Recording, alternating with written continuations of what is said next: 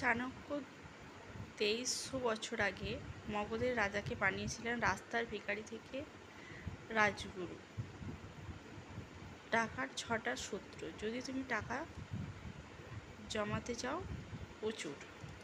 এগুলো বইয়ের কথা না, এগুলো যুদ্ধের মাঠের কথা। নিয়ম 1, আয়ের আগে ব্যয় বন্ধ করো। ছিদ্র বন্ধ না হলে বালতি ভরবে না।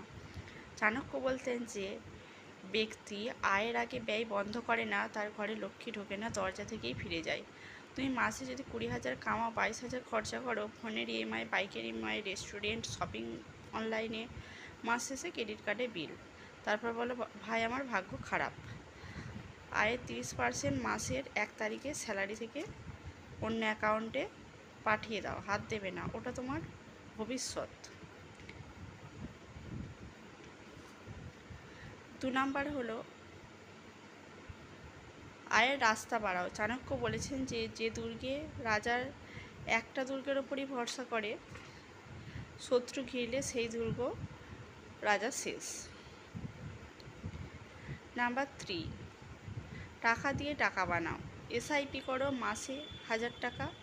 মিউচুয়াল ফান্ড 10 বছরে 50,000 টাকা। চাণক্য বলেছেন সুপ্তধন মাটির তলায় থাকলে রাজারও কাজে লাগে। নিয়ম 3, সময় বেচো না, ভ্যালু বেচো। মজুর না, মালিক হও। নিয়ম 4 হলো ঝুঁকি নাও কিন্তু হিসেব করে। অন্ধযুদ্ধে রাজাও মরে, ক্যালকুলেট রিস্ক।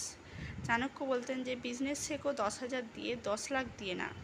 চাণক্য বলতেন নদী পার হতে গেলে ভিজতে হবে, বসে থাকলে ওপারে যাবে না, তাই রিস্ক নিতে হবে। ওপারে ধন আছে। নৌকা বানাও, সাঁতার শেখো, টাকা সাহসীকে ভালোবাসে। নাম্বার 5 হলো সঙ্গ বাছো। গরিবের সাথে থাকলে তুমি গরিব হবে। টাকার 5ম সূত্র হচ্ছে এনভায়রনমেন্ট। ধনী হতে চাইলে ধনীর সাথে মেশো। ধনী মানে মাইন্ডসেট। নাম্বার 6 হলো ধর্ম রাখো। অসৎ টাকা রাজাকেও ভিখারি করে।